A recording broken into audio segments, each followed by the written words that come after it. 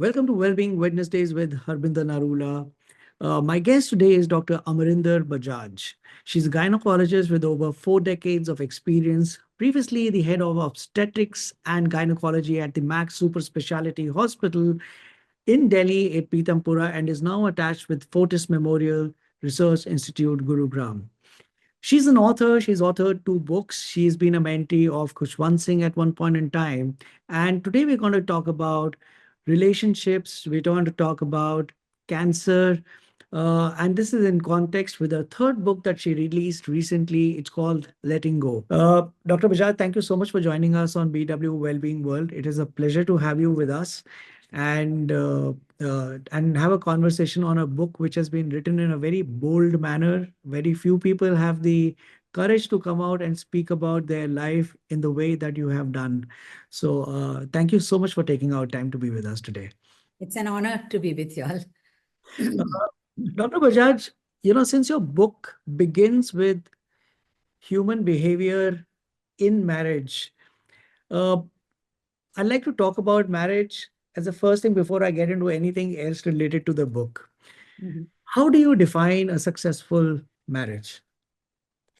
Compatibility, respect for each other's in different views. Of course, love does come into play, but then passion and love could become muted or decreased, or I mean, in a quiet way later on. Passion decreases over time. It's mutual respect and compatibility.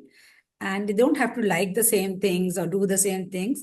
They can give each other space and yet be together, I think. And then listen to each other. That's the important thing. When That one is okay.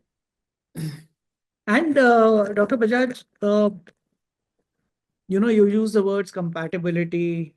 And a lot of people that I've spoken with talk about that, marriage is all about adjustment, there is a compromise, and some people talk about acceptance. Do you feel it is adjustment for a person? Because many a times, like you said, it is all about compatibility between two different people who have two different likings, and that's absolutely fine.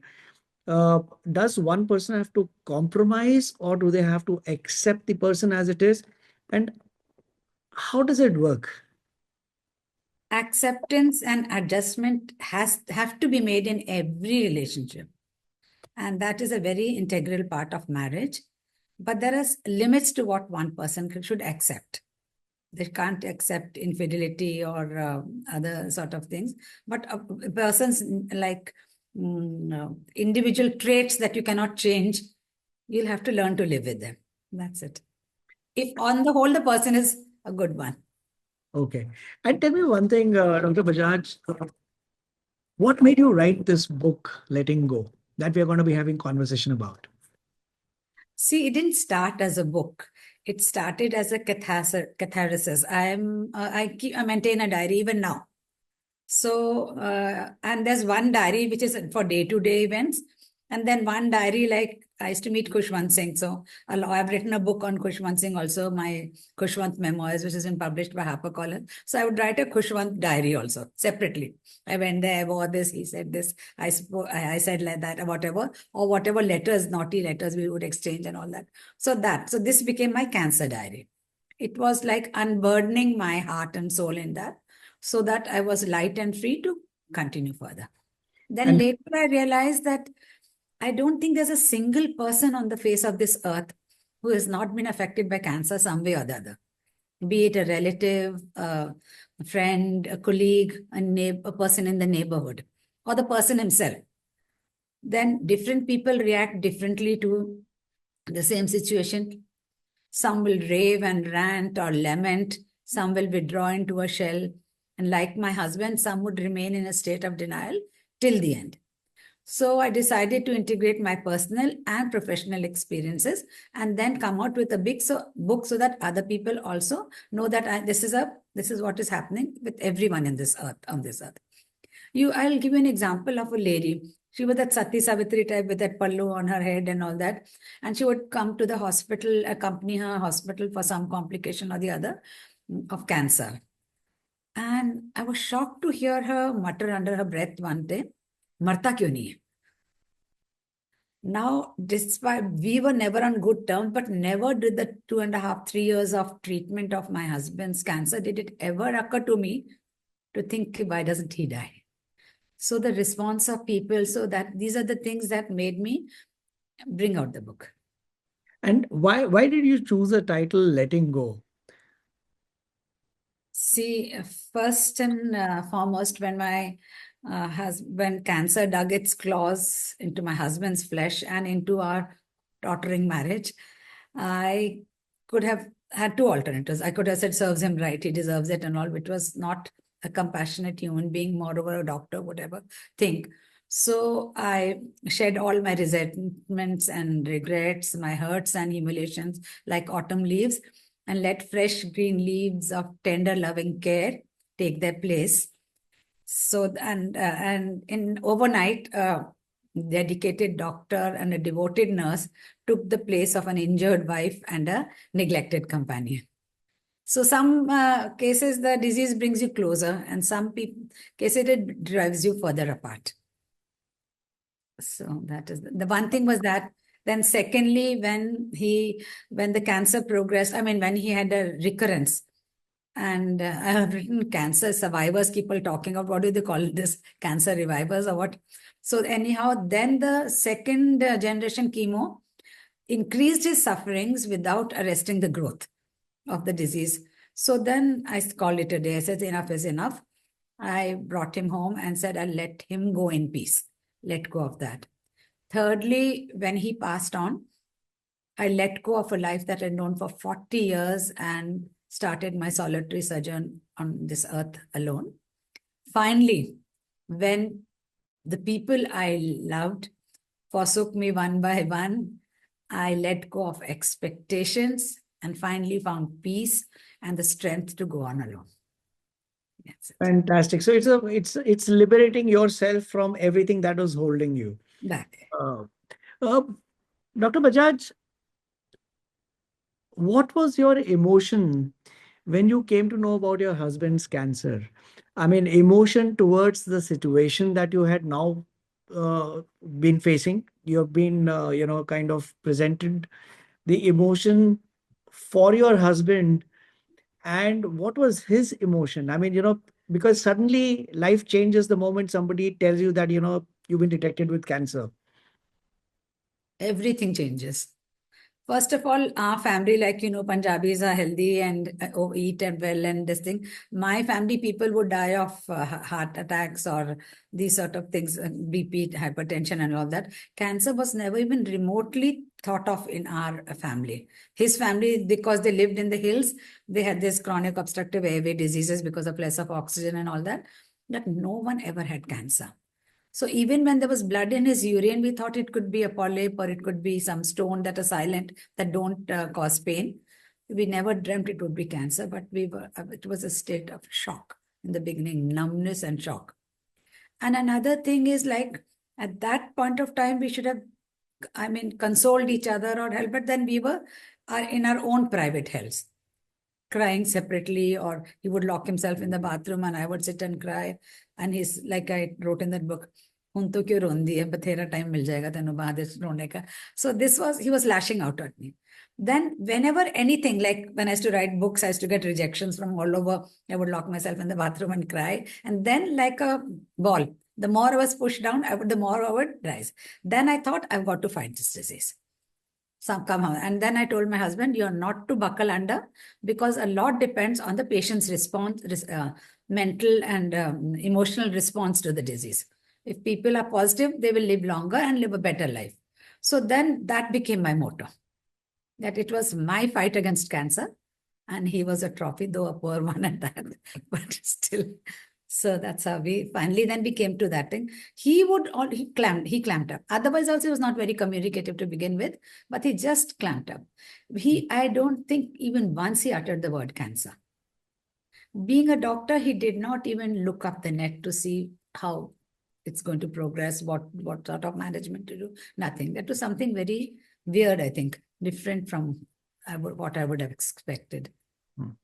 And Dr. Bajaj, doctors are used to talking about health conditions uh, of others day in and day out. And the fact that you mentioned about, I remember reading in the book that you mentioned that some of the residents in various hospitals would call oncology clinics as coconut clinics because they would see bald patients coming there. Uh, but this time, when the emotions are different, when somebody close to you is diagnosed with cancer, how does this pan out? Because somebody who's, I've seen doctors. I mean, my wife is a dentist. When she sees patients, I keep telling her, I said, when you have a pain in dental pain, that is when you realize what the reality of pain is. And next to labor pains is the worst pain, I think. Absolutely. So, how does things change for a doctor? Because they know the medical science behind whatever is happening. And like you just said, that it was weird that your husband did not even go online to check about the prognosis of what could be happening. So, how do you, as a doctor, respond to this? Most of the book is about a doctor that has become a patient, and then how the doctors respond. How doctor when I remember when I was pregnant, and I was in the labor room. A junior doctor would come and do the examination like this very roughly, and I would start getting pain. The senior would come and she just did it gently like that. So that thing, as being a patient, taught me when I was also not too senior a doctor. I was having my first child only. That how important it is to be gentle, to be kind, to be compassionate. These are, and you should give some time to the patient, which most of us don't have the time nor the patience, that is it. And now, when I was on the receiving end, I realized. Then, secondly, people get sensitized to everything. I've seen people in the doctors in the ICU having doctors and nurses having tea and biscuits and laughing and joking. There's a person groaning on the side and others listening. They leave, of course, and go for the actual emergency. That I understand. But then you get sensitized to everything. And that's how they become, even this labor, this cancer ward, the people dying all over the place all the time. So it's a part of thing. For us, for the gynecology obstetrician, healthy people come to us, healthy young women. And if they die, there's terror. Right, right. And before I go further, ma'am, I've read the book, so I know certain aspects. Uh, so before I ask my next question, I wanted to understand because in the book you mentioned that you promised that you will not wear flowers in your head, and you're wearing a flower today. What changed? Everyone, you won't believe it. People, I'd written an article about this, and it was published in the Musings in the Tribune. And even people who didn't know me, what is the fault of the flower? Why aren't you doing like this? Where everyone, even my children said, this is your USP and you're not going to go. That was the only thing concession I was giving to my widowhood or something. But then that also everybody, even my hospital people, first the OT head, the anesthetist said, no, flowers are not allowed in the OT. And flowers, of course, they weren't allowed. But I said, these are artificial flowers. Oh, then he said, okay. And he was the first one to ask me later, where's your flower? Where's your flower? Like that. Everyone, they associated me with the flower. There are very few doctors who wear flowers. Hmm. And like you just said that in the book you mentioned that your husband said that "Hun tum kyun rondi hai? Bathera time milega baad vich." Words have power, and they can either make you or break you. They create the platform of how an emotion could be there. It could be of sarcasm, it could be of helplessness, creating stress. And I also remember that in the book you mentioned that when you were going to the doctor's visit with your husband for the first time, and he started crying. Mhm. And then you said that the song that is coming into your mind is ki kisme kitna hai dam jam ke rakhna kadam. And you had told him that we will fight it together. Mhm. What is your experience? Because you've seen different aspects of life unfolding, at different stages in your lifetime. What is the power of words in a person's life? They can make or break you. If a child, you keep on demeaning the child to kisi kaam ka nahi, kisi kaam ka, he'll get that in his head throughout. If you keep encouraging a child, you're doing better than before, you're improving, you're doing good. So they will get encouraged. Similarly, human being, the adults also, they can pierce worse than swords and they can comfort better than a medicine, I think. Words are very, very effective tools in a relationship, in improving the emotional IQ of a patient or whatever the situation. I'm sure. But as a doctor, and I'm sure you've seen a cancer patient so closely, Mhm. and you must have seen a lot of people, patients who are coming in pain to you in the hospital, whether to you or to other departments. Mhm. And when people tell them, especially the cancer patients, when somebody tells them that, listen, everything is going to be fine, don't worry, uh, Mhm. while with the right intent, we are telling them to be positive. Mhm. uh, I mean, I'm just assuming that they could be thinking that, listen, you don't know what's going inside me. What bullshit are you talking of remaining positive? I don't even know whether I'm going to wake up tomorrow or not. Mhm. Does this create toxic positivity? I mean, especially when immediate relatives start coming in, friends start coming in, and they start telling you that, listen, all will be well. And you know it is fourth stage cancer. Uh, I think that's stupid. You should not be telling them. You just either restrain from just from telling them, giving them false hopes because they know in their hearts. And secondly, and then you can see that now cancer is treatable. It is prolonged the quality and the duration of life, and there are many, many useful years for you ahead. Please do not give up hope. Try to take the treatment and the medicine in time, and I'm sure you will have a long, productive life ahead like that, if it is possible. And if it is really like on terminal state, then you make life as comfortable as possible for them, not give them hope that it's all right, it will be all right. That is not a good thing to do. The patients who would come to, now I'm more into gynae because of my practice also ages with you. It's more about lab. I teach also laparoscopy, hysteroscopy to doctors, international, national doctors at a center over here. And I've shifted to Gurgaon now after my husband passed on. But the thing is that the obstetricians usually have patients with intense pain for in labor. And there also I've worked in All India Institute, I worked in Lady Harding, and the nurses would slap the patient's thigh and then utter crude words like ab kya ro rahi hai, tab, something like that. You understand what I'm trying to say, no? All those things. And then you didn't, then when you were enjoying yourself, didn't you think of this and like that? I never did that even in the government hospital because it is not the right thing to do. The patient is in so much pain that you have to tell her that little more time and you'll be free and like that. Not that the pain is going to decrease, it will decrease only after the delivery. But in a short time, if you push harder, if you utilize the pain instead of letting it go waste, you will be free faster. That is the thing we tell them. but Dr. Bajaj, there's still a conversation that needs to happen with the patient. Hmm. And I remember you mentioning in the book that when your husband was taken to the hospital and you asked for counseling services for a newly detected patients, and you were shown the direction towards an empty desk and a chair, because In the typically open, that too in the open, sitting there. open, yeah. And it's typically, you mentioned that, it's the cancer support groups or the survivors who come in and counsel the patients. Mhm. And then you met the psychotherapy department, and where you met the HOD who spent very little time with your husband. What, in your opinion, is the importance of counseling for cancer patients, and how do you think it should be done to make it meaningful for them, so that the people who are speaking to them are trained people for these targeted conversations? And do you think survivors are better for this, or do you think trained psychotherapists can do a better job?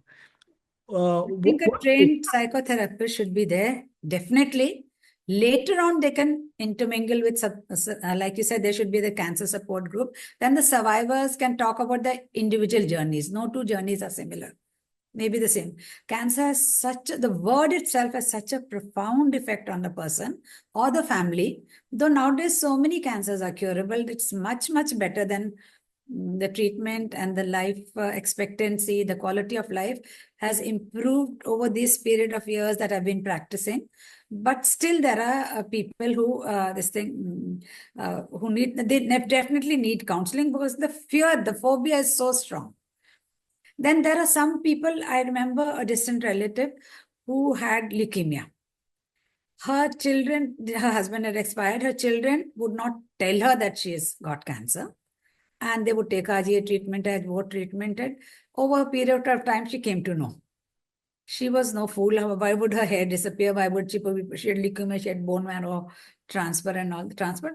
Now she knew, but she was not telling her children so that they will not feel bad about it. So both of them knew, but then still they were continuing like that. I don't know that's what sort of a situation they will that form. Secondly, I'd mentioned somewhere later in that book, a book called Being Mortal by Atul, Mr. Atul or something, that doctors like are either know all, जो मैं कह रहा हूँ वो ठीक है, or they will give you all some whole thing on a tray that you choose what you want to do. The patient is not equipped to choose that, and no one tells them in case they are in the terminal state whether you want to go at how you want to die.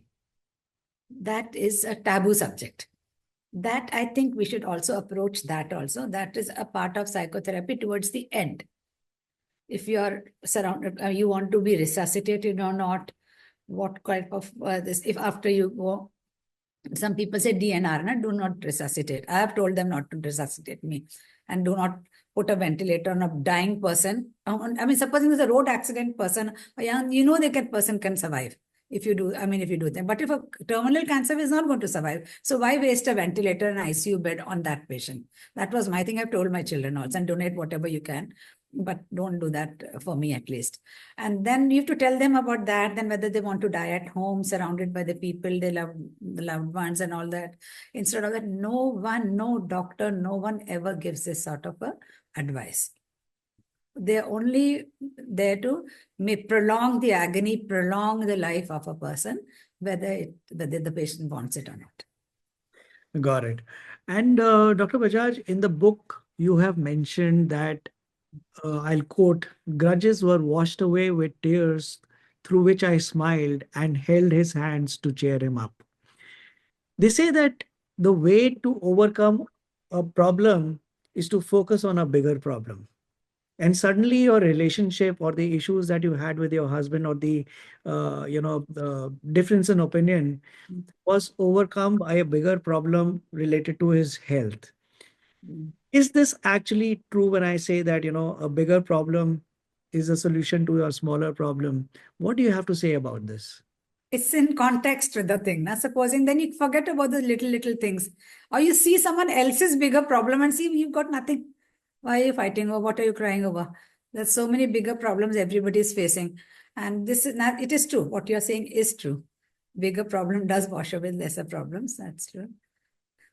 And there is a mention of challenges in the healthcare system, which is plagued with distrust. In fact, I'm very actively working towards this, that how can we rebuild, trust and faith in the healthcare system.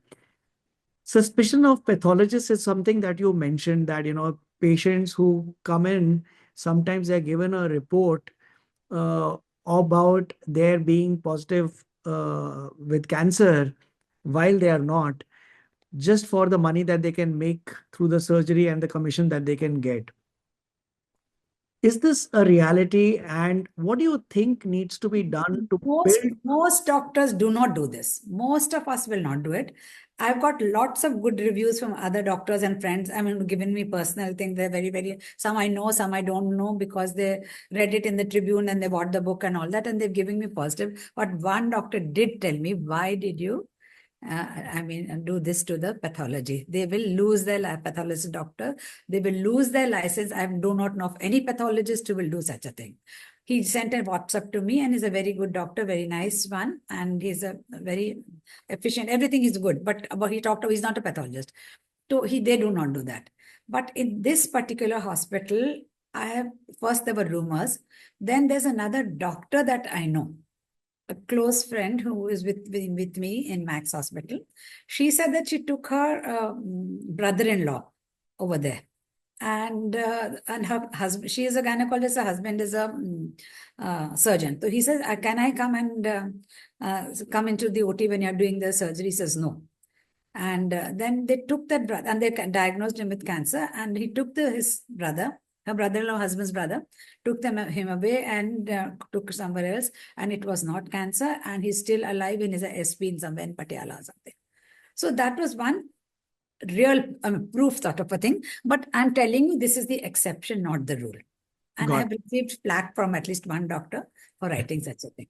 No, but there are definitely areas where there is ethics are being compromised or integrity is being questioned when it comes to healthcare system. I mean, uh, I remember that when I was a child, when I was growing up, doctors were respected like gods, you Yeah, know. thank you. And today, when you go to a hospital, you go with a suspicion, and that is the reason that the second opinion or the third opinion started coming out just to validate whether what the doctor is saying is correct or not.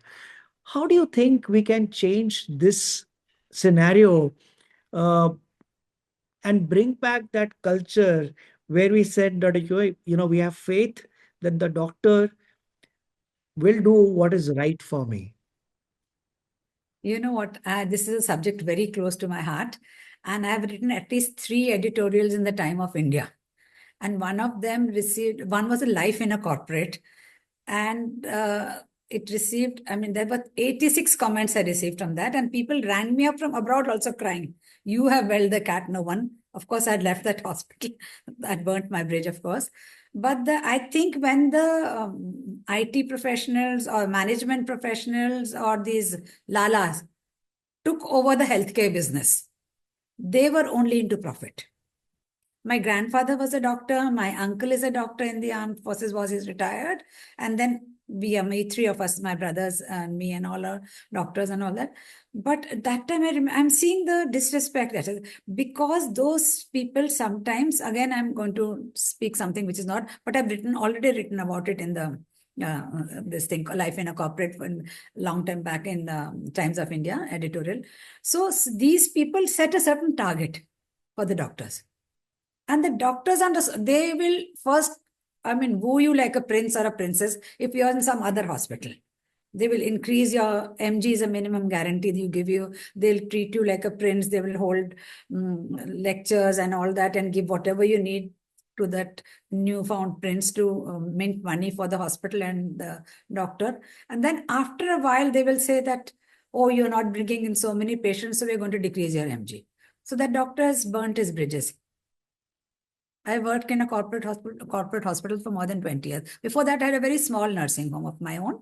And there I was the HOD till the sweeper. Everything I had to do on my own. Of course, I would call. I had people. But then there I could give more. It was only one-to-one between us. So the nursing home concept, the doctors are under pressure from people who are not doctors, who do not understand the profession. And then the insurance companies. And then so they have to meet targets. I'm telling you, most doctors are not like that. And those who are not like that are kicked out also. That doesn't matter, which is the conscious that has to be like that. And then secondly, everything has changed. Human nature has changed with time. People are becoming less tolerant. We never heard of road rage before.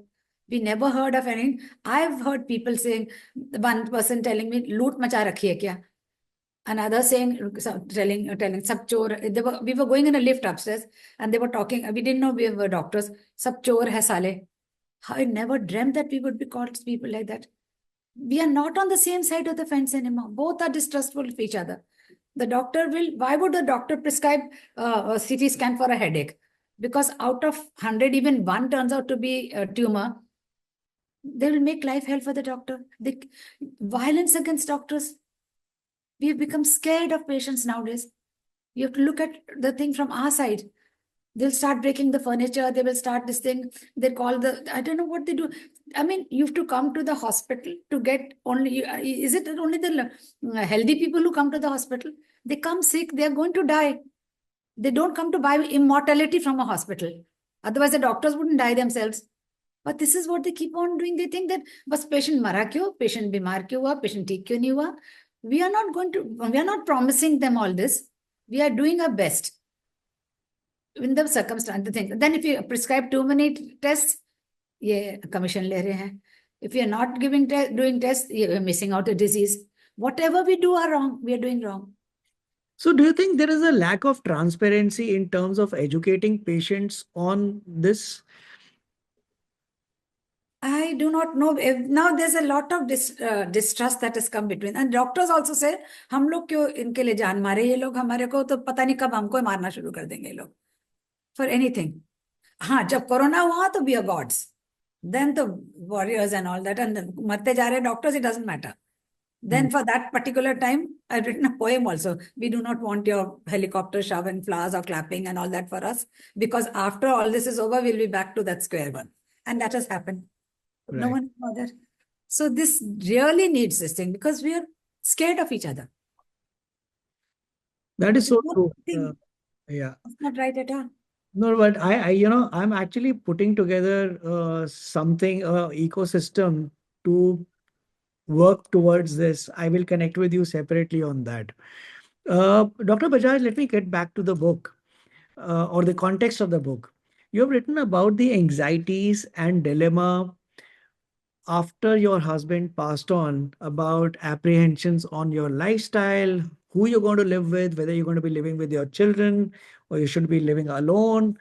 Uh, what do you see as a dilemma of an Indian woman in a society? You are still a professional, you are on your own, but so what could be the dilemma of the about an Indian woman in these situations, whether a working woman or a homemaker?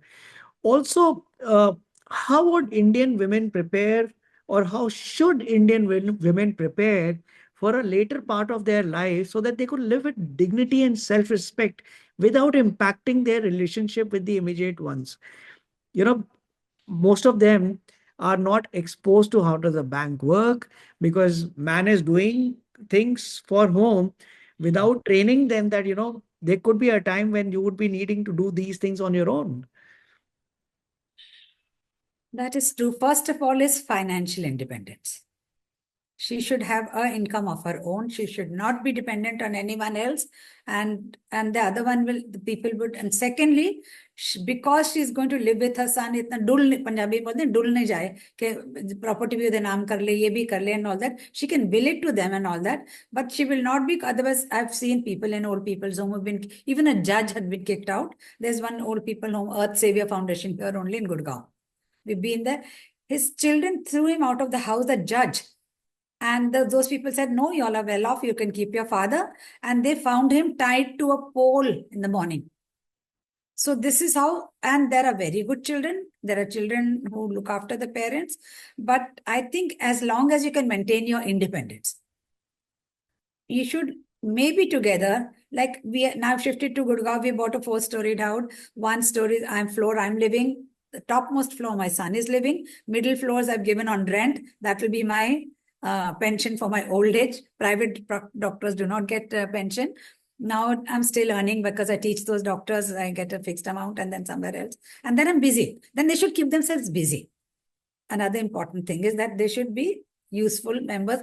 You read that book Ikigai, na? But people who are so old and they still keep on working because it gives them a purpose. Or join whatever group you want to. They should be have a social circle. They be it a religious thing. They can go to the Gurdwara, a mandir, and then or have friends or others play this thing. A lot of things they can do to keep themselves this thing. But in the beginning, there's a lot of adjustments to be made. Even a working woman, even an independent, I would keep locking up all the doors. That very servant who was with us for so many years, he could turn into a murderer. Staying alone is this. Senior citizens in Delhi are, you do not know.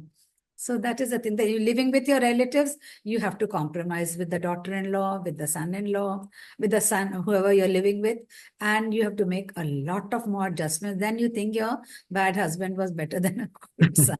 So, Let me get back to you what you just said. You're talking about relationships. mhm, Uh, there are people that you meet with who give you a lot of positivity.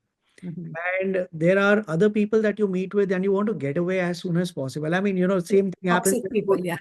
toxic, or you don't get those vibes. I mean, I know that, like, there are certain houses that you go to, you want to get out of that place because something makes you uncomfortable. That's true. And I was having a conversation just day before with someone, and that person said that there are people Mm. who are energy drainers. Yeah, Then there are those who are force multipliers. So you feel energized in their company. true. You know, while you've had you know, a relationship with your husband, your kind of relationship that you shared with your, or your opinions about your sons or your daughter-in-law, or other people in your life who have come in.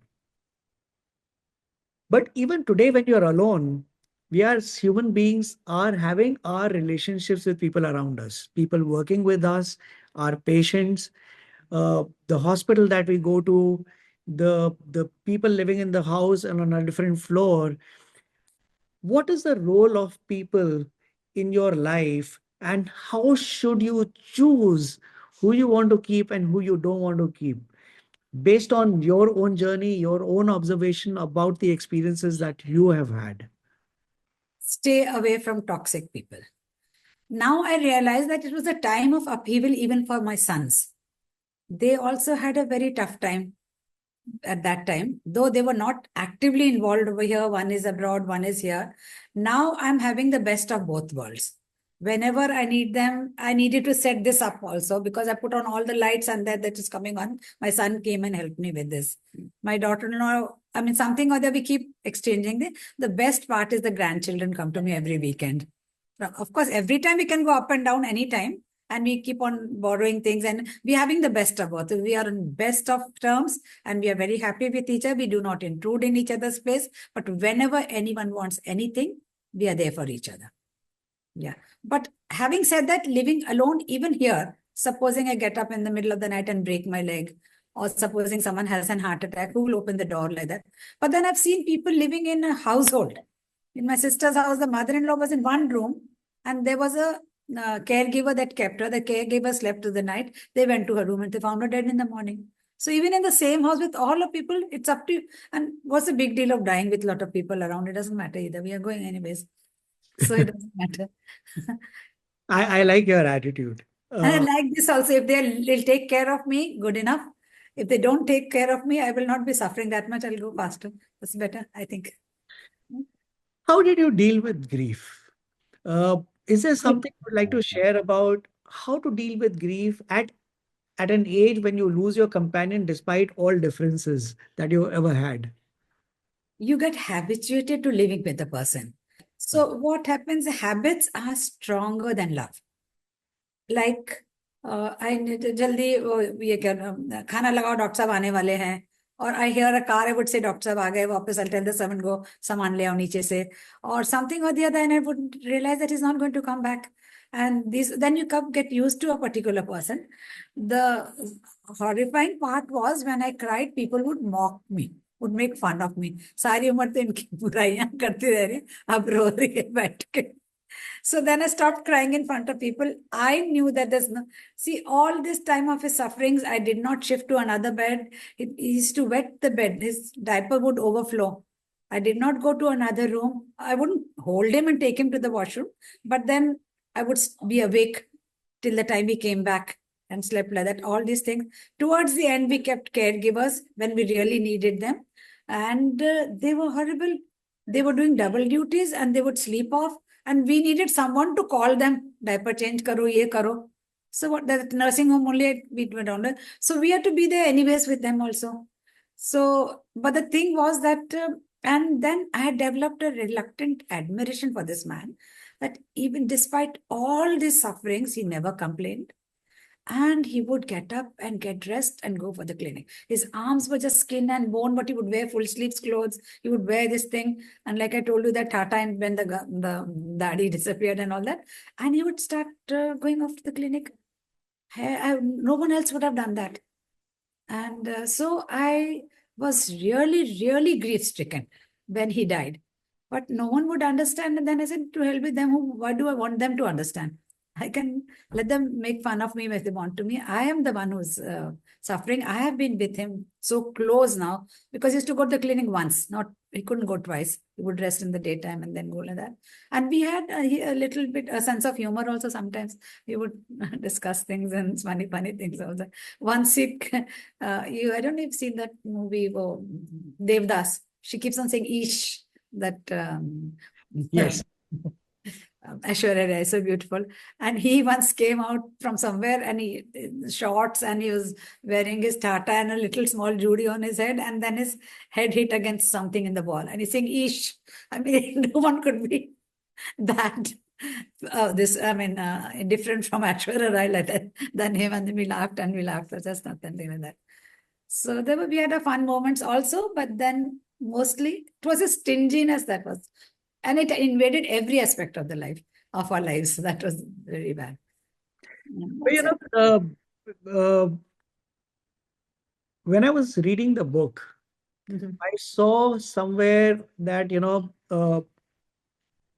from his point of view, it was like, I don't care.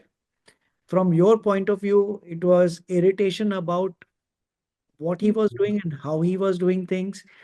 But as and when he got detected with cancer, I saw that while I don't know if there was love, not love, but there was a sense of care for each other, Affection, maybe some sort of affection. affection. Uh, on the hindsight, when you look back at your life, are there things that you would have done differently if you ever get a chance? Pre-cancer or post-cancer? Anything in your life that you would want to change or do differently? Professionally, I would have liked to continue in a hospital because I'm very academic minded. I would not have left it. I'm not. My son says, "Mommy, you're not the type who'll take off her chashma and say, case serious hai, fatapat surgery kar lo," like that. And I'm more into academics also. And I would have, they would call me professor in my college school that I was to do like that. One was that I have regrets that my potential has not been fully utilized. As a marriage, I wish we would. I told you I've missed out on a lifetime of hugs and cuddles and affectionate talk or something to learn to be independent after he died. I would rather have all that in the 40 years of my marriage and then learn to fend for myself from the scratch later on. So these are the things I would like to have. And in the book, you talk about your realization that you would subconsciously wait for your husband to come back from the clinic. Yeah. You didn't say it, you were aggressive, but you subconsciously there caring for him that if he got late, that you'll be worried. Yeah. Is there a message for the readers in that? Do you feel that there was an unsaid affection, like you use the word affection for each other, uh, or affection between two differently configured souls living together? You do. I don't like this comparison के साथ में तुम्हारा I have a little Shih Tzu कि कुत्ता भी रहता है तो उससे भी प्यार होने लगता है. Actually कुत्ते से तो बहुत ज्यादा प्यार हो जाता है. But the thing is, but anyone you live with a person, you get used to them and get some sort of you get used to the nature also. I miss the little things that you would make put on the नींबू निचोड़ लेंगे उसके अंदर या he would move backward जब फुल्का लाएंगे like that. The little mannerisms of him I would all miss because I've been living with him for so many years. So in the end, you do have some sort of you can call it love also, I don't know. Some irritations were actually on the hindsight, you find them cute. Yeah. No, you get used to that. I miss someone to fight with also nowadays. And do you have any regrets that you're living with now? No, I'm very happy, very comfortable, very peaceful. I'm getting the best of all the worlds. My sons are very considerate, very affectionate, but they don't, I mean, I don't like आओ काम से आओ तो पहले मेरे पास आधा घंटा बैठो फिर जाओ. I don't impose anything on them. They cannot also make me sit like a granny and look after when the servant and yeah, क्या क्या खाना बना लो, this thing like that. I've got my own life to lead. They lead their own lives. And then we are very happy with each other now, all of us. Very peaceful. I've shifted from Delhi. I've left that place. I've come here. That time also, when I was going to leave that place now, I kept on thinking of people who are uprooted. And Corona also had, I've written a lot more of the diary, which was cut in this because it has to be a book only. Because the editor said it is more about MS than Mm. the caregiver. I said, it's from the caregiver's point of view. It's my story. They said Correct. no. So they changed it only till his end. There's a lot more about the story about how if a person is uprooted, I remember a person was Narayana industrial area, he was shifted from his village. Mhm. And the sons kept on, he was fed up, Bapu bol rahe, गाय ला दो. Because usko, he was so fond of his cow, and then industrial area and living on top of a factory, it must be such a drastic change. But then when I was shifting from there to this place, and there were 36 years of memory in that house, all the good, the bad, the marriage, the deaths, everything occurred over there. Then Corona occurred also, and I was alone. And I thought that I would leave this house on my arthi, and I got Corona. I said, Yamdev, I didn't mean so soon. Please let me be, to sort out 36 years of memory. And there was a little story about a man who was shifted. They call nursing homes, the old people's home abroad, to a Yes. nursing home after his wife for 50 years died. So that lady asked, don't you want to go and look at your room? He said, no, I like it. She said, how can you like it? You've not seen it. So he says, I'm determined to like it. I can either complain that why did my wife die and leave me alone, or I can be thankful for the 50 years we spent together. I can either say that my knees are giving me trouble, or my eyes are not doing, or I should thank heaven for the faculties I have. So that was the attitude I took when I thought I'm going to shift here. When I Mhm. came, so I decided to do that only, and then I'm quite happy now because I made friends here also. I'm happy, and I've got a job again over here, and that's important. And And then it came against a ghazal.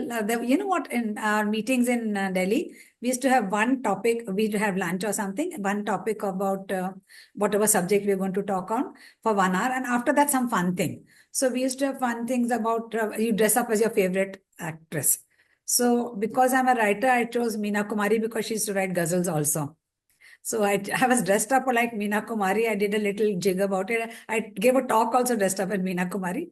And after that, wo Tanha, I don't know if you know that thing about her, Tanha, Tanha. right, There's a ghazal about her, anything. Anyhow, it's a long story about how हम सफर घर मिले भी कोई, दोनों चलते रहे तन्हा तन्हा.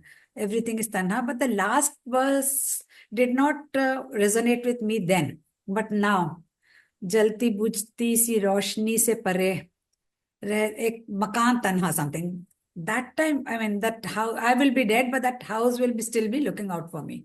So correct. that time I developed a cute nostalgia for my house. Okay, I had had a very nice time over there also. That was a jamun tree. I would sit and there were even the birds and animals knew that birds and crows and squirrels would come and drink water from there. They were not scared of me. I would write on my computer. My dog would sit with me. It was utter peace over there also. Then I said, does this house really miss me? Will it be missing me or something like that? So that was the end I had given. But then they did not do that.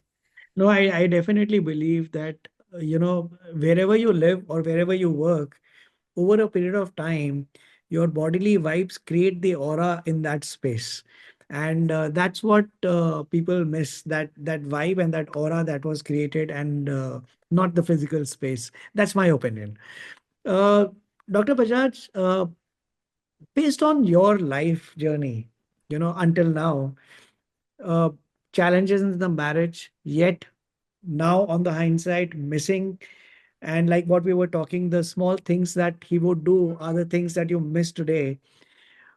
What is your uh, suggestion or tips to married people? Because हर घर में लड़ाई होती है, तू मैं होती है, and people से कि कोई बात नहीं, ये आपके घर में नहीं है, हर एक के पास होता है, right? But somebody who's lived a life with a lot of irritations, yet missing the person, uh, difference of opinion on how a lifestyle should be lived. What is your suggestion to married people who are just beginning their journey so that they live a fulfilled life? Each of them should give in to something that the other person likes to do. Interest, not that particularly one person would be dominating. It could be the wife who always asks the husband to say sorry. A pattern is set in a wedding, in a marriage. Who says sorry like that? Every time it could be the wife who's acting very high and mighty, to hoity-toity, and then that will be the pattern set otherwise. Or she will make him do all the work, or whatever the thing is. It could be both ways. So I think adjustment is very important. Compromise is important, and giving in to each other for little things makes a world of difference. Small things lead to big hurts. And if you do not, if you cannot, and it doesn't take much for the person to adjust. Ego should not come in the way. Right. I think egolessness is something which is important because if I were to just take a cue from what you just said, sometimes compromise and adjustment seems like a very negative thing. It's like putting yourself under pressure to do something that you do not want to do, or accepting something that you would have otherwise not accepted. But finding love in making someone else happy makes it easier for you to compromise or adjust, because the smile on the other person's face is what gives you the happiness and leading you to have the courage to make that adjustment. I think When you get joy yourself out of doing that, then the abs- other person feels obliged to do the same for you also. And yes, then you become more and more compatible with time. absolutely, absolutely.